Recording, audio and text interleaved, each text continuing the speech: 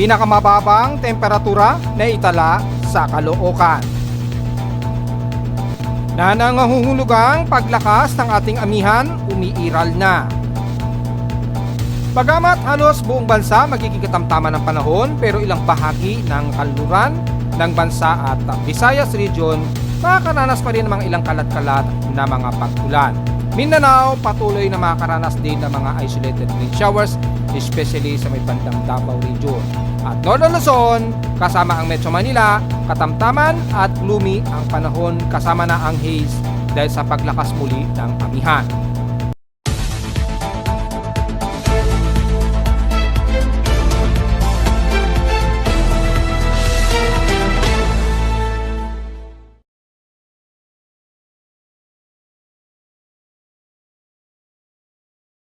Hello, good morning mga folks. Welcome po muli sa ating Daily Weather Bulletin at analysis para sa araw ng Martes, January 28, 2025. Ang oras nating post may umaga ay alas 11:01 na ng umaga. Medyo haze at medyo gloomy po ang paligid natin dito sa Metro Manila dahil sa paglakas muli ng ating amihan. Kaya nakaramdam tayo ng mas matinding mga paglamig at cold surge lalo na sa bahagi ng Northern Luzon, which is binanggit nga po natin yan kahapon na pagsisimula muli ng paglakas ng amihan. At dahil dyan ay magiging makulimlim madalas ang paligid natin at yung mga inaasahang pag-ulan ay madalas mga light rain showers lamang ang iiral, especially sa may bandang kalurang bahagi na kung saan yung penetrative pa rin ng easterlies at yung ating northeast monsoon na nagsasalubungan na nagbubugso po ng mga ilang accumulated water vapor. So may mga mahihinang pag-ulan na medyo mararamdaman, especially sa may bahagi pa rin ng bandang Calabarzon area at ilang bahagi sa may bandang silangan ng Quezon Province. Mga naka lamang yan at maaaring makulimlim lamang at yung tsansa na pag-ulan ay magiging very isolated lamang.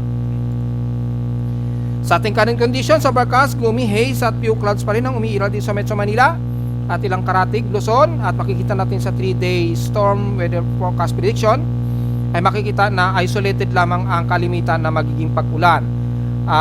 Pagdating ng Miyerkules bukas hanggang Huwebes, maglalaro lamang sa mga mabababang tsansa, 10 to 20% lamang ang tsansa na uulanin.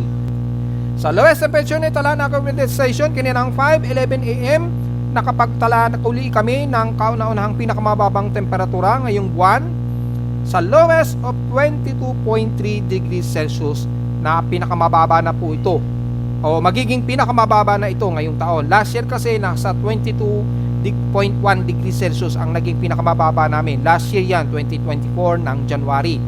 Nakapagtala kami ng lowest of 22.1. Ngayon, 22.3 degrees Celsius na ang maaring pinakamababa na namin yan sa buong taon dito sa Caloocan.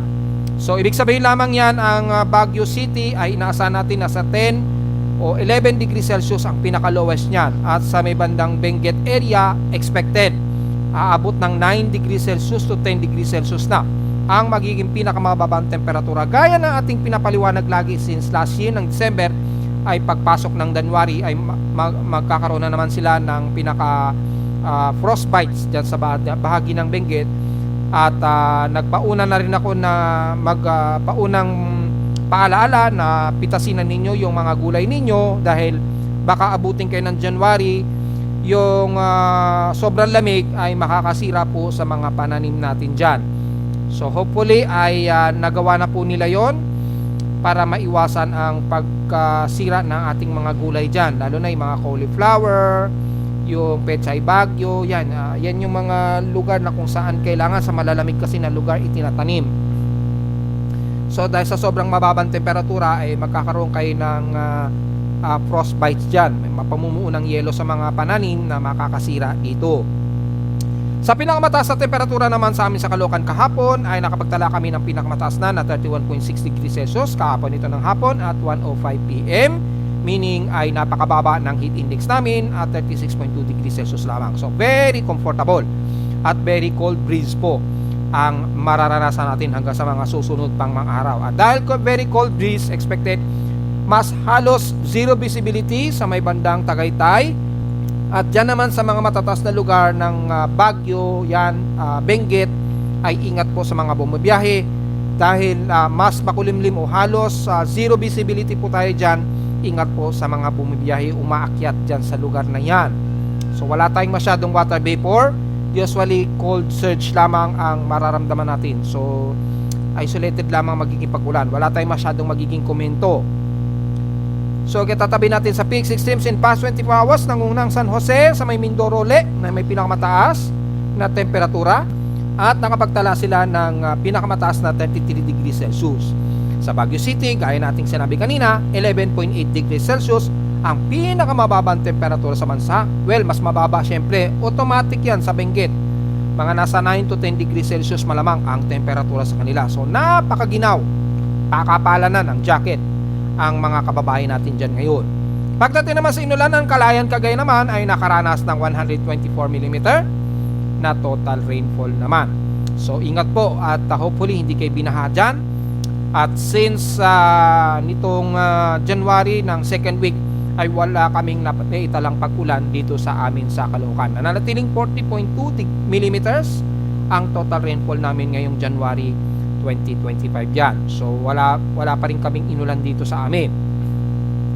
Moderate din ang air quality, so magmas pa rin tayo the expected ang thermal inversion dahil nga po sa highly concentrated drier at malamig ang paligid. So medyo natatrap po yung ating air pollution dito sa surface, hindi masyado nakakaalpas pa itaas. Humaharang yung makapal na kaulapan at yung drier air sa itaas. Kasabay na rin ang medyo warmer ang temperatura.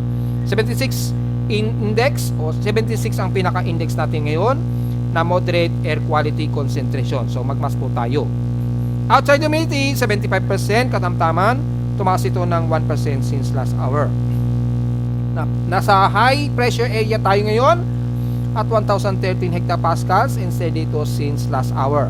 Natiling low tide po tayo pero expected po na napakataas po ng alon sa nabanggit natin sa buong bahagi ng extreme Northern Luzon at buong silangan at kanluran ng bansa. Maabot po ng 4 meters po at maaaring umabot pa ng 6 meters lalo na sa may bandang kalintang channels. Ingat po at bawal pong pumalaot yung mga maliliit nating sasakyang pandagat dahil napakadelikado po pumalaot so far. Sa ating almanak, sumikat ang haring araw kaninang 6:24 AM at tinasang lulubog ito mamayang 5:53 PM. At dahil almost new moon na po tayo, waning present, 2% na lamang illuminated, so hindi na muna tayo magre-report tungkol sa moonrise and moonset. Pero kasalukuyan nasa elevation of 48 degrees po ito. Sa ating local weather outlook para ngayong Martes at Miyerkules, magiging partly clouding maghapon natin at tsansa na pag-ulan ay nasa 3% lamang. So most probably isolated lamang ang mararanasan natin sa bahagi ng Luzon hanggang Southern Luzon, kabilang na ang bahagi ng Bicol region. Magiging mas maulan lamang sa may bandang Eastern Visayas dahil patuloy pa rin ang manipis na shear line dyan na nag-accumulate ng ilang water vapor dahil sa salubungan pa rin ng ating amihan at easterlies. Bukas ng Miyerkules, ganun din ang ating kaulapan. Isolated lang din ang mga pag-ulan. 10 to 13% lamang ang tsansa na pag-ulan pa rin hanggang bukas ng Miyerkules. Highest and lowest temperature expected maglalaro 25 to 29 degrees Celsius. And lowest temperature expected maglalaro 24 degrees Celsius. So diretso ka tayo sa ating ginagamit na satellite imagery. Makikita po natin dito ang halos buong bahagi ng bansa natin ay especially sa bahagi ng buong Luzon hanggang sa Luzon, katamtaman at medyo haze at gloomy lamang ang umiiral sa atin. At malakas po ang cold surge natin dahil sa amihan, so patuloy pa rin ang dry at clear skies ang buong kanluran parte ng Northern Luzon pa rin. Ayan, kitang-kita po mula Ilocos Norte hanggang Zambales na yan. Mas klaro po ang himpapawid ninyo dyan. Maganda ngayon sa mga nagbabakasyon at namamasyal. At maganda rin ang sightseeing sa gabi. Sa bandang Silangan naman, bagamat katamtaman din at fairly weather usually, pero medyo mahamog pa rin tayo dahil malakas po ang ating amihan. Sa may mga ilang part dito sa mostly cloudy dulot po ng pagkahamog ang madalas na iiral. May mga mangilan-ngilang pag-ulan ang iiral sa bahagi nga po ng bandang Aurora region hanggang Quezon province. Yung traversing po ng ating shear line na nagdadalawa yung band dito sa bahagi pa rin ng Silangan ng Luzon. Yan, dahil yung portion ng dry air ay medyo pumapagitan sa dalawa ng band na ito ng trough. So yung shear line na ito na nagbubunsod hanggang sa may bahagi ng Calabarzon area, yan sa may bandang Batangas, patawid ng bandang Mindoro hanggang Palawan ay magbubunsod ng mas maulap at mga ilang kalat-kalat na mahihinang pag-ulan ang iiral. Ayan, kitang-kita po sa satellite imagery. Pero mananatiling katamtaman ang lagay natin mula sa bahagi ng Central Luzon hanggang Metro Manila. Mauulap lamang ang madalas, kabilang na ang Calabarzon at Bicol Region area. Ayan, mas katamtaman at mas maaraw po sa parte ng Bicol Region so far at ilang bahagi sa parte ng Mindoro.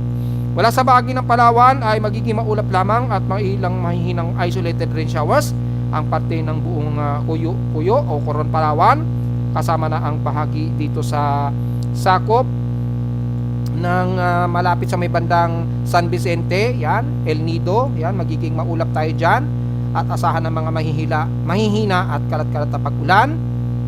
Bagamat katamtaman sa Puerto Princesa, magiging maulan naman o isolated at kalat-kalat din ang pag-ulan ang iiral sa may bandang Batara sa Balabac at syempre sa Kalayaan Group of Islands. Mula sa may bandang Southern Luzon, Dares, mula Marinduque hanggang Masbate na yan, magiging fairly weather katamtaman din ang lagay ng panahon natin. Puro isolated rain showers lamang ang madalas na iiral. Ganon din sa bahagi ng Eastern Samar region na magiging mahihinang pag-ulan din ang iiral, bunsod ng manipis na shear line natin na patuloy pa rin na nag-accumulate dyan, ay magbubunsod mo ng ilang mga kalat-kalat na pag-ulan, especially mula sa may bandang Borongan, Dolores, hanggang din sa bahagi nga po ng Lorente o sa halos buong Eastern Samar area. Magiging maulap din at mga mahihinang pag-ulan din ang mararamdaman ng mga taga-Katbalogan dyan sa kanluran ng Samar region, Hinabangan, patawid na yan ang bandang Villarreal hanggang Santa Rita na yan, papasok ng Tacloban sa Leyte and the rest ng northern part ng Leyte na magiging maulap at mga kalat-kalat din ng mga pag-ulan na may pagkilat at pagkulog. Katamtaman din ang lagay na panahon mula sa bandang MacArthur ng Pasouthern Leyte na yan, Baybay, Silago and the rest hanggang Maasin hanggang San Francisco na po yan. Pagkaroon man ng mga pag-ulan sa hapon o sa gabi, usually isolated lamang na mahihina at katamtamang pag-ulan. Mula naman sa central ng Visayas sa Cebu, magiging maulap din tayo dyan pero mostly fairly weather tayo dyan at katamtaman din ang lagay ng panahon. Magiging maulap lang ang parte ng northern ng Cebu mula daang Bantayan, Bogo, pababa na yan ng Carmen at Danao dyan sa bahagi ng silangan ng Cebu area. Magiging partly cloudy lang din sa parte ng Cebu City at Mactan, so wala magiging problema sa mga turista natin. At kabilang na ang magiging katamtaman sa parte ng Bohol, Tagbilaran, Siquijor and the rest ng katibogang parte ng Cebu. Katamtaman din ang lagay ng panahon at mostly fairly weather naman ang iiral sa buong bahagi ng Negros Region hanggang Panay Island. So, partly cloudy ang madalas na iiral dito at mga mahihinang isolated lamang sa hapon o sa gabi na mga mahihinang pag-ulan ang mararanasan, especially dito sa may bandang silangan ng Canlaon, pababa na yan ng bandang Dumaguete sa Negros Oriental. Katamtaman lang ang magiging magaganap sa bandang Negros Occidental at halos maghapon ay magiging katamtaman at fairly weather at medyo maaraw din niya sa inyo dyan. So medyo moderate ang init ng temperatura dyan, so walang magiging masyadong problema, pati ang buong Panay Island na yan. Wala naman sa bahagi ng Mindanao ay katamtaman, partly tumusikaw din naman ang umiiral sa buong silangan ng Mindanao mula dyan sa bahagi ng Surigao del Sur, pababa na yan ng bandang Compostela Valley sa Davao de Oro hanggang Davao Oriental. Asahan pa rin ang mga kalat-kalat na pag-ulan pagsapit po ng hapon, gabi o madaling araw sa halos buong Davao region pa rin mula Davao Oriental, Davao del Norte, Davao del Sur hanggang Davao Occidental po yan. So medyo prepare pa rin tayo ng mga pananggalang sa ulan, especially po ngayong magtatanghaling tapat at ngayong hapon. Magkaroon man mostly mga light to moderate showers ang medyo iiral sa inyo dyan, especially dyan sa may bandang Mati, Governor Generoso ng Davao Oriental at dito naman sa may bandang Sarangani at Jose Abad Santos hanggang Malita na yan sa Davao Occidental. Katamtaman din at mga ilang partly cloudy lamang iiral sa bahagi ng buong Sorsogon area mula South Cotabato, pataas na yan ang magandang Maguindanao del Norte at North Cotabato. Isolated lamang ang naka-forecast sa inyo na 60% chance na mga light to some moderate rain shower sa hapon o sa gabi, especially dyan sa may bandang paligid ng yung bundok ng Apo, yung Mount Apo sa paligid na yan. Medyo magiging drizzle rains po ang madalas na iiral dyan. So wala namang magiging problema sa buong paligid ng bundok dyan ng Mount Apo, kasama na ang Kitapawan and the rest ng Kapatagan, papasok na yan ang bandang Toril, Davao City. At mula naman sa bahagi ng Lanao del Sur, pataas na yan ang buong bandang Iligan. Hanggang dyan sa papasok ng Lanao del Norte ay moderate and fairly weather naman tayo dyan. At sa buong bahagi ng Northern Mindanao at Central Mindanao, magiging maaraw at katamtaman din ang lagay ng panahon. Mostly fairly weather naman tayo dyan, so huwag masyadong magbibilad sa tinding sikat ng araw. The rest ng Northern Mindanao mula Agusan del Norte, Misamis Oriental hanggang dyan sa may bandang Lanao del Norte nga. Katamtaman at part dito sa Musikaw din naman ang iira sa Misamis Occidental and the rest ng Zamboanga del Norte hanggang Zamboanga del Sur. Magiging part dito Musikaw din na pagdating di sa bandang Zamboanga Sibugay at City of Zamboanga hanggang Basilan at Hulusulo na makakaranas ng mga isolated at scattered rain showers na may ilang pagkulog at pagkilat. So medyo ready kayo ng mga payong ninyo sa mga taga Basilan at Hulusulo at sana yung medyo bantayin po yung Basilan at Hulusulo napapabalitaan ko na naman na nagkakalat na naman ng pananakot o terrorism activity daw umano dyan sa may bandang Basilan at nagkakalat na naman daw ang umano'y mga taga MILF. So sa mga official ng MILF, imbestigahan nyo po yan dahil may mga sundalo daw tayong nasawi dyan. Mukhang nagkakalat na naman sila ng kaguluhan dyan. So tutukan sana ng ating mga otoridad, lalo na sa ating AFP, ay bantayan po natin bago dumami na naman na masasawing mga sundalo natin. So most ng ating bansa o generally ng ating buong bansa ay mostly fairly weather naman tayo at mga ilang partly cloudy lamang. Umulan man madalas, mga mahihina at hanggang katamtaman lamang ang magiging pag-ulan. Since wala naman tayo namamataan na anumang tropical wave pa rin hanggang sa magkakatapusan ng buwan ng January at kitang-kita naman natin sa West Pacific Basin, wala tayong magiging komento pa rin. Puro Southern Hemisphere lamang ay may mga nabubuong tropical wave. Sa atin, gaya ng ating report ng mga nakaraang araw ay lalakas muli o lumalakas na muli ang ating amihan. Ayan, bumubugso na naman kaya patuloy ang ating cold surge sa buong bahagi ng Lolo at extreme Lolo Luzon at umaabot na rin sa Metro Manila ang matinding lamig. So mag-jacket po tayo mga folks lalo na sa gabi dahil nakakaginaw na po dito sa Metro Manila ang ginaw. Wala naman tayong namamataan na anumang tropical wave, so wala tayong masyadong magiging komento maging sa ating global spectral model at sa ating mga computer models na ginagamit ay wala tayong magiging komento pa rin. Dahil ang weather systems lamang natin na amihan at shear line ay magpapatuloy pa rin at yung near equatorial trough naman ang magbubunsod naman ng mga pag-ulan dyan sa bahagi pa rin ng katimugang parte ng Mindanao, especially sa may bandang Davao region hanggang sa mga susunod na araw. Yan ang kitang-kita naman po mga folks, yung patuloy pa rin ng near equatorial trough na yan na magpapatuloy ng mga pag-ulan sa parte ng Davao region. The rest, wala tayong magiging komento dahil matataas ang atmospheric pressure sa hilagang parte ng bansa. Kaya tuloy-tuloy lamang ang ating amihan hanggang sa pagpasok na po ng February 2025. So medyo kamustahin naman natin yung lagay ng hydrological levels natin. Natiling overflow pa rin itong si Angat Dam at 0.58 meters. Bagmat napaka-minor na lamang yung overflow sa kanya. So wala siguro magiging problema kay Hydrological Center. At natiling sobra-sobra yung level ng kay Angat Dam. Pero pagdating kay Ambuklao ay nasa water critical pa rin siya. So kulang-kulang 0.47 meters po yung kulang sa kanya. So siguro consider na rin ito. Kay Binga Dam ay nasa mahigit 1 meters ang kulang sa kanyang dam water level surface. So considering critical level pa rin siya. At mula sa Ambuklao na critical level, ang Binga Dam din nasa critical level din, pero kukunti lang naman yung pinaka sobra kay Ambuklao. Pero kay Binga Dam kasi mahigit 1 meters po ang kulang sa kanya. So mas critical itong si Binga Dam kumpara kay Ambuklao Dam. Kay Pantabangan Dam naman ay ito pinakamarami ang kulang sa kanya, negative 12 meters. So siguro masyadong mababaw lang itong si Pantabangan kaya siguro ganyan ka-critical yung level niya. Ewan ko. Sana sa ating mga hydrological center habang February pa po at wala pang dry season, ihanda na po natin ang ating mga dams dahil pagpasok po ng dry season baka magsabi na naman kayo na magtataas kayo ng singil sa tubig dahil kulang po yung ating water reserve. Since ngayon pa lamang hindi na po natin naasikaso yung solusyon para ma-restore po yung mga water reserves natin Magfe-February na po. malapit na po ang dry season, sana ay magawa na po ng paraan ito sa mga kinauukulan natin.